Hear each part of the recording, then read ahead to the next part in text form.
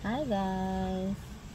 So may ituturo ako sa inyo na makakapadali sa inyong pananahi.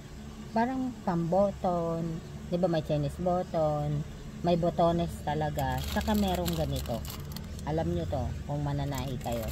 So bumili ako TS snap pliers fastener, and then yung bakal niya. Pag bumili ka ng bakal niya guys, ano na siya, terno na siya. Okay, yung pang lock saka yung pang taas. So ngayon, na-realize ko na yung mga damit na ginagawa ko na pang Chinese is pwede siyang magbukas kasi nga ano siya guys anong tawag nito, yung pagkakagawa ko is saktuhan. So ngayon, gagawan ko siya ng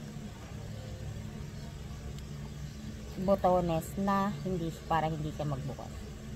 Ganito lang siya paglagay. Tsaka tumutunog din naman siya guys. Kailangan hindi kayo magkamali guys sa paglagay kasi mahirap din siyang tanggalin. No?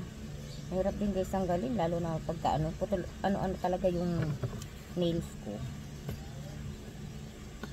Kailangan din, mahirap kasi pag nagkamali ko. Kaya kailangan siguraduhin mo tama talaga yung pagkakalagay. Nasira ko kuko. Wait lang guys. Mahaba kasi kuko. Kailangan natin siyang tanggalin ulit kasi mali yung pagkakalagay ko guys. Ayan. Mahirap pang nagkakamali kasi hindi mo na magagamit ulit yung hook.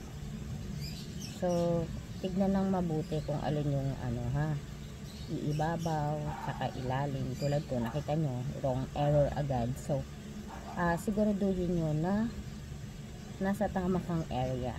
So dapat dito ang tulis nasa ilalim. Okay, ayan, tumunog na, bitawan na. Pero pwede nyo din naman i-press ulit para mas alam nyo kapang-kapa. So ganyan na siya, nakita nyo. So, lagay naman natin yung sa ibabaw. Ang tulis, laging nasa ibabaw or nasa ilalim. Kasi nga, yan nga yung pang-lock, diba? Yan yung may mga ngipin-ngipin. Okay? Ito yan, ano ko sa inyo. Ito, ito yung may ngipin. Diba? Ito. Nakikita nyo ba? Tapos, ang susunod natin dyan, syempre, ito naman yung pang-lock, diba? Pang, ano niya naman. So, ganito siya.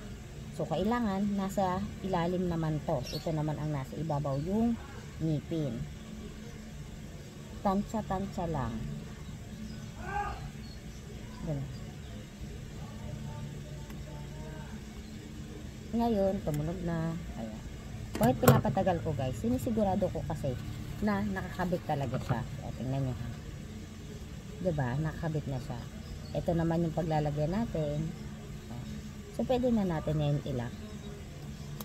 O, diba?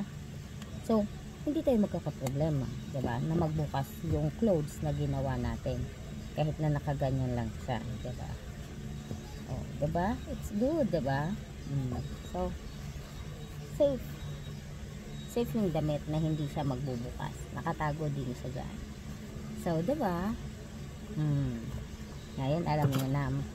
Napakaliit lang ng anong to, ng gamit na to, and then very useful siya. Wala lang, na-amaze lang ako. At least ako din ituro sa inyo.